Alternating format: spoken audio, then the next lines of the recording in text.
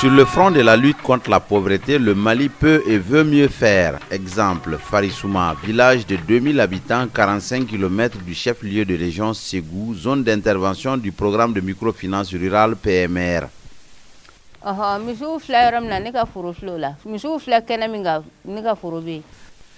Si cette femme nous montre avec fierté le champ qu'elle exploite, c'est parce qu'elle s'appuie sur le programme de microfinance rurale.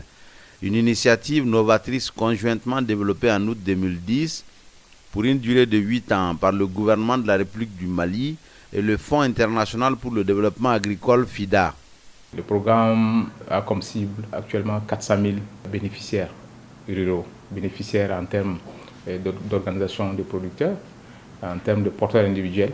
Et au niveau des porteurs individuels, surtout, nous ciblons les groupes, les femmes et les jeunes. Le PMR a pour objectif général de contribuer à l'accès durable des ruraux pauvres à des services financiers répondant à leurs besoins de développement socio-économique. Après 5 ans de mise en œuvre, le programme touche un large spectre de bénéficiaires à la grande satisfaction des missions conjointes de supervision État et FIDA.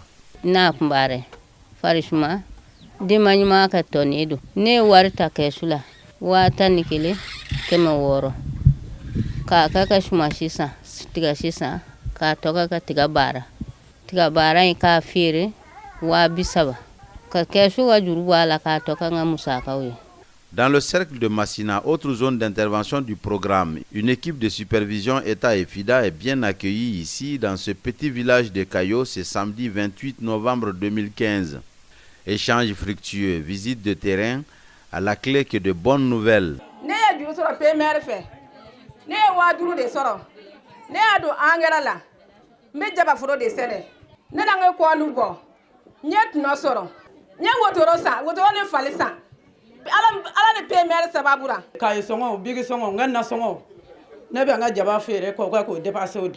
L'ambition du programme est d'aller au-delà de ses réussites. C'est pourquoi le programme est articulé autour de 3 composantes.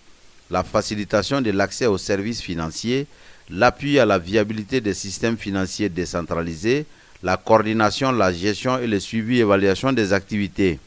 Aujourd'hui, certains groupes cibles du PMR sont totalement autonomes et diversifient leurs activités à l'image de cette brave femme dans l'agriculture qui compte les millions grâce au PMR. Ala ni degu in fɛ itari wolonfila ni mètre 37 min bɛ ne bolo ala ni degu fɛ n bɛ se ka tari kelen tari fila n b'o dɔrɔn de ci ka n b'a tɔ di mɔgɔ wɛrɛw de ma donc sisan ne y'a sɔrɔ yɛlɛmɛ donna n ka ko la n yɛrɛ sera k'a bɛɛ kɛ ɲinɛ ka se wa ni cikɛminɛ ni sɔrɔli ye a n'a lafiya. À Massinaville, les ambitions de cette vendeuse de poissons s'affichent clairement. Animatrice nana kana en former wari kɛ cogoya la quoi ka an bolo ni kɛsu bolo don ɲɔgɔn bolo. An ka se ka warta ka se ka baraka kono ne yɛrɛ fɔlɔ n bɛ baara kɛ 2000 3000 a cayalenba y'o ye grâce à PMR an taara 200 hakɛw ta bibi na ne yɛrɛ bɛ baara min kɛ jɛgɛ la bi ne bɛ jɛgɛ ravitailler Segu bɛ taa n'a ye fo Bamakɔ grâce à PMR ne ye 5 tonnes de gosi n bɛna fara so jɔ grâce à PMR activité bonyana n kelen tɛ se ka taa jɛgɛ san n bɛ mɔgɔ wɛrɛw de sara u taa jɛgɛ in san ka na n'a kɛ n dɛmɛ a baara la. Nombreux sont ces bénéficiaires dans les zones d'intervention du PMR. Engagé pour une durée de 8 ans, le PMR couvre aujourd'hui 5 régions administratives du Mali, Kayi, Koulikoro, Sikasso, Ségou et Mopti. L'impact que le programme a fait au niveau de Massina, surtout au niveau des femmes, des groupements de femmes, c'est que ça a amené le changement socio-économique au niveau du comportement de tous les jours des femmes. Dans sa démarche, le PMR a favorisé le regroupement de petites caisses en des entités plus importantes capables d'augmenter l'encours du crédit avec un accent particulier sur les femmes et les jeunes. CVK-ON Ségou, c'est le SFD partenaire du programme. ASAF est tenu à mettre en relation le groupement qu'on encadre avec CVK-ON Ségou. Et dans ce partenariat, les femmes ont accès au crédit. Et ces crédits sont là pour financer les besoins, les activités commerciales. Moi, donc, je m'imagine tout pour donc, je suis tout fait. Fouet. Je suis un sous bien comme je là. Voilà, que peut même en de manger sur là. Mais belle la fière, c'est ça. Écoutez, moi j'étais venu il y a déjà 2 ans et en fait je suis impressionné par l'évolution puisque l'institution de microfinance de CVK a vraiment beaucoup évolué, elle a beaucoup amélioré son autonomie en termes financiers. Elle a aussi, surtout, et ça c'est ça qui est important pour nous, pour le FIDA, elle travaille de plus en plus avec les groupes démunis, avec des groupes de femmes, avec des groupes de jeunes, et c'est ça vraiment qui est important, c'est que l'institution de microfinance soit capable d'atteindre ces populations pauvres, vulnérables dans les villages, et apparemment son impact est de plus en plus important. En 2014, le programme de microfinance rurale PMR a réalisé la revue à mi-parcours qui a noté des progrès appréciables dans l'atteinte des objectifs assignés et formulé de pertinentes conclusions et recommandations. De 4 SFD, nous avons progressé à 15. De 315 000 bénéficiaires attendus en 2018, nous avons ciblé aujourd'hui 415 000 avec l'avènement des ressources de la coopération canadienne. Au 31 décembre 2015, nous sommes à 530 000 personnes atteintes en termes de bénéficiaires des appuis, qui dépassent largement les 415 000 personnes prévues. Sur les segments ruraux, nous avons 28 milliards d'encours de crédit observables dans les livres des 15 SFD partenaires de programme. Et sur ces 28 milliards-là, nous avons 9 milliards d'encours de crédit des 4 premiers SFD partenaires de programme. Un encours de dépôt de 6 milliards à l'échelle de la zone d'intervention du programme, contre 2,5 milliards attendus à la fin du programme. Nous avons contribué à l'amélioration de la bancarisation, c'est-à-dire au rétablissement de la confiance entre la clientèle et les SFD. L'évaluation à mi-parcours a certainement permis de constater des défis qui ont fait l'objet de rencontres d'échanges regroupant toutes les parties prenantes dans la mise en œuvre du programme. L'accès aux ressources est limité, nous l'avons dit. Les besoins de renforcement des capacités sur les questions de gouvernance, sur les questions d'éducation financière, de montage des plans d'affaires, c'est des défis sur lesquels qui constituent pour nous des défis majeurs qui constituent pour nous effectivement des perspectives à voir. Je pense que il y a déjà beaucoup d'acquis, comme je le disais, mais il y a encore beaucoup de choses à faire. Le CVK reste encore fragile, donc il y a un travail à faire. C'est-à-dire en fait il faut continuer sur ce chemin et améliorer l'impact, améliorer l'atteinte des populations rurales. On est sur la bonne voie et donc il faut vraiment continuer sur cette voie et amplifier les activités. Et donc il faut en parallèle travailler sur un mécanisme qui permettra ce refinancement. Et ça, c'est une réflexion qui n'est pas simplement sur Ségou, mais c'est une réflexion qu'il faut mener nationalement. Et le PMR est en train de mener cette réflexion, de faire des propositions. Et je pense que ça, c'est vraiment la voie à suivre. Dans une dynamique partenariale soutenue, ces défis seront certainement pris en charge. Vous avez les ONG qui travaillent sur le renforcement de capacités des populations rurales.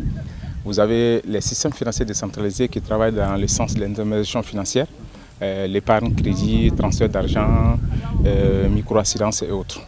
Vous avez également d'autres types d'acteurs qui sont des acteurs locaux, des bureaux de titres, tout, qui les accompagnent, qui les renforcent, qui mènent des études nécessaires à la mise en œuvre. Ça, c'est au niveau local.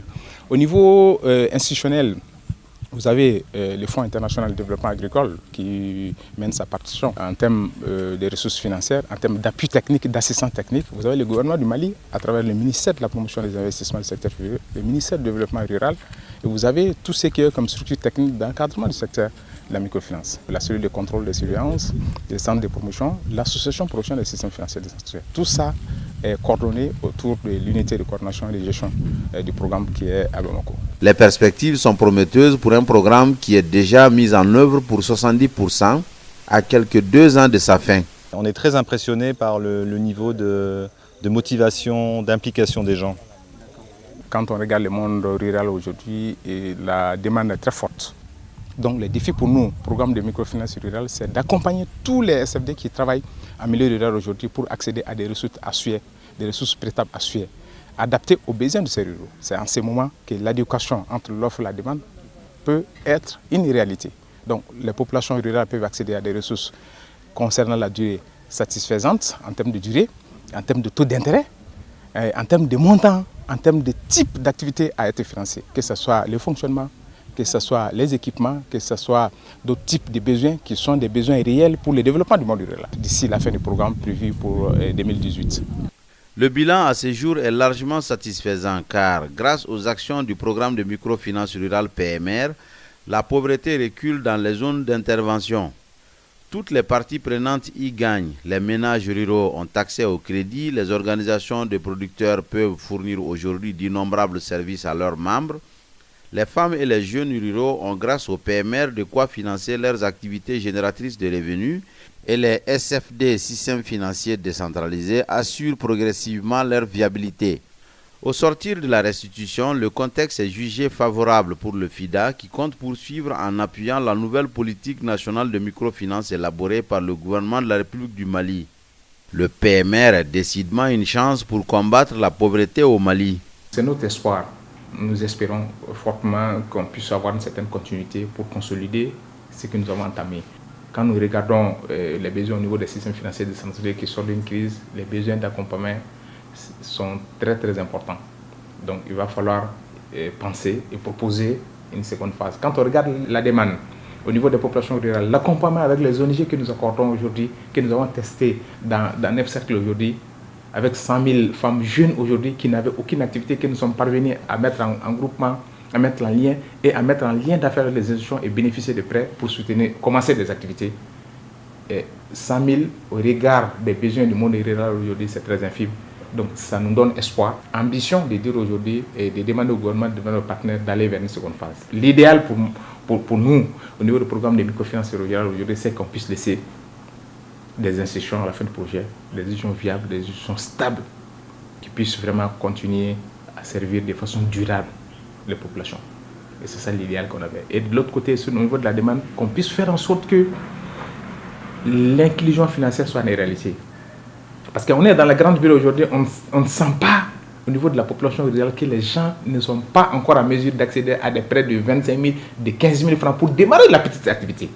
Et en démarrant des petites activités de 25 000 francs, vous savez, les bonnes dames qui sont en milieu rural aujourd'hui avec 25 000 francs vont parvenir à accroître leurs revenus, à assurer le minimum à la maison, à envoyer les enfants à l'école, à assurer le minimum d'éducation aux enfants, les frais de santé, le minimum aux enfants, ainsi de suite.